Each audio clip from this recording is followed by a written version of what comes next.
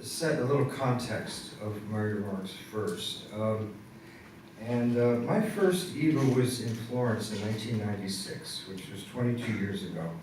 At that time, I was recently a chair and had founded the VFA Computer Art Program, and it was the third year that I was curator at the New York Digital Salon.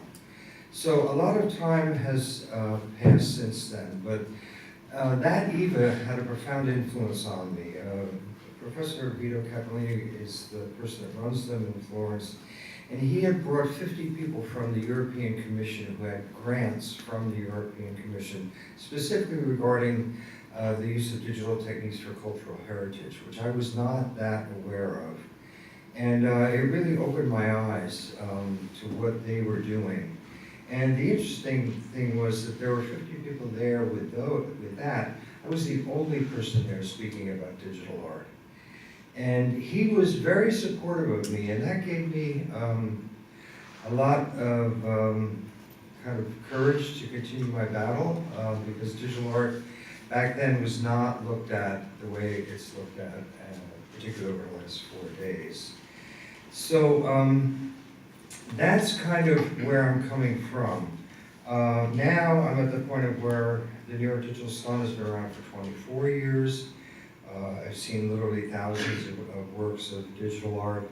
And I went from the BFA program to the MFA program. I've been involved with that for 29 years. I recently, last January, became chair emeritus. So I'm kind of on a new journey. And the reason I come to EVA is to share and to learn. Because there's people of a pretty wide span of ages here. And I have quite a bit of experience in the field, which I want to share with the younger people that come here. And I still consider myself a student, so I learned a lot this week. And I'm very thankful for all the presenters, because what I am going to do now is I took a few notes, and I'm not going to read them all. But I am going to take these home with me with the catalog and then go in deeper depth of the different things that I did. I want to qualify my remarks because I don't think you can attend every session, so if I don't mention your particular presentation, please do not be offended. Second of all, it's really a very subjective opinion that if we each made a list of our favorite highlights of this week, there would not be two lists that would be similar. My interests are specifically in art, music, photography, VR and AR, and digital art history. So just to quickly mention some of the ones that really quickly made an impression on me. Jonathan Weinell's presentation on visual music I found really helpful because he did make some historical references that have slipped my mind that I'm going to revisit. And Jeremy Gardner's a very dear friend of mine. I've known him for 20 years. And I have seen him present. We brought him to SVA to present. He was part of the Technical Cultures Project. But every time I hear him speak, I learn a little bit more about his approach to art, which I've learned a lot as an artist from his approach as an artist. And then Jonathan Kearney from Camberwell. It's always nice to hear a colleague speak about what their educational philosophy is, because the field we're in right now is very interdisciplinary and works in very different ways in many different types of things. Again, my program was the first MFA in computer art in the US in 1986. And now there are not a lot of new MFA in computer art, because that's an outdated term, coming out. There's a lot more interdisciplinary, transdisciplinary, variety of ways to learn it now, even online. There's a lot of great things. And then I'd like to give credit to Graham for his phenomenal knowledge of photography. I learned a lot. I think I brain drained him a little bit too much. But his issues about digital archiving and migration and his approach to that, I think, is really ingenious, particularly the use of using prints as archival methods, even in the digital age, so to speak. And then Malcolm Garrett certainly is easy enough to point out. what I found interesting with him is that he came out of, kind of a album designer, and now he came into an information designer, but his approach was amazing of how he could simplify things and how he could distill the human experience.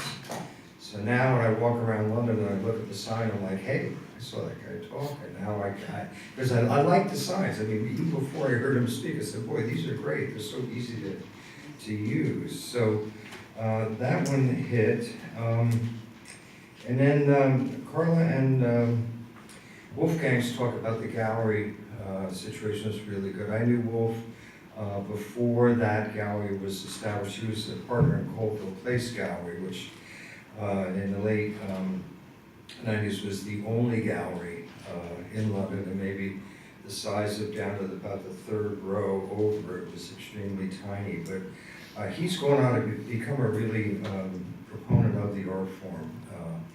And we had a bite to eat with him the other night. He said he's going to really work on developing the website, which I was very thrilled to hear.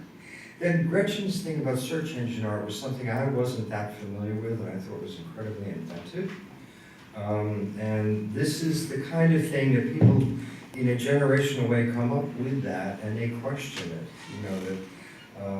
On my website, artofthedigitalites.com, I have EpiSearch in there where you can put in 50 to 10,000 characters. It'll come up with all these references, which I find a useful tool. But her questioning of how those terms are used, you put citizen in, you see a watch, so I thought, that was really cool. So I'm going to take a little bit closer look at that type of thing. And then Jonathan and Tulis talk about the museums and digital culture. I'll self-promote myself in that. I will have a chapter in the book, as both of them I'm sure will.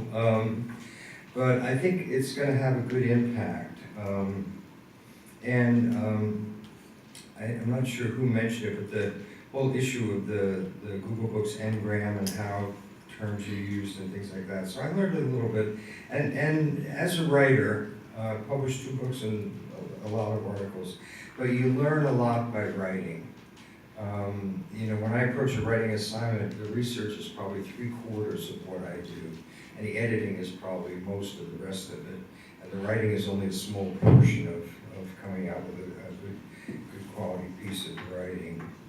And then I really enjoyed Maria with Transcendence and the Flux group as well. That that kind of energy that exists as an artist collective in London, I found extremely refreshing, and I would like to see more of them at EVA next year.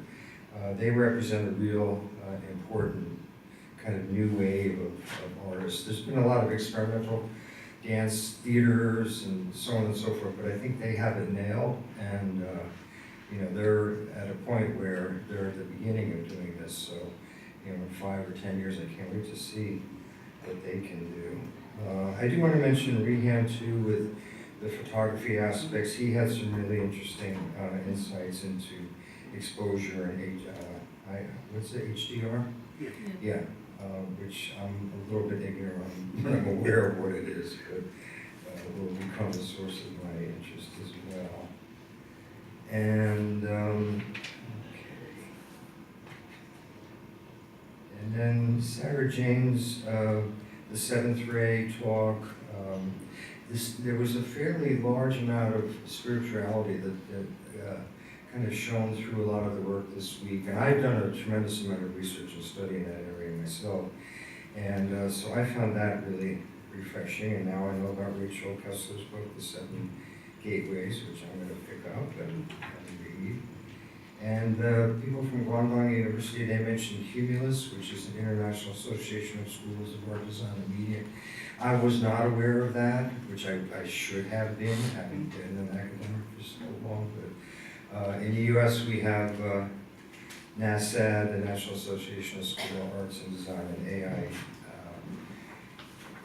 AIS, and we do go through these, kind of reviews to confirm our ability to grant degrees. But it's always nice to learn of more schools. And it's one thing, you know, over the last, you know, my involvement with education in that field over the last, you know, 30 years or so, I've seen a phenomenal expansion that, you know, it makes, for me, as a chairman, it made my job a little more difficult because there was a lot more competition. When you're the only MFA in computer art in the US, you get a lot of applications because they don't have any other choice.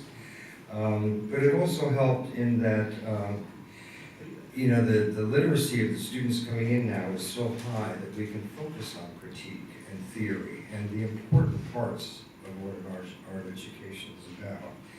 So, on that note, I want to thank every one of you for helping me learn so much this week, and I hope to see you again next year. So I'd like to introduce Carla. Thank you, Bruce.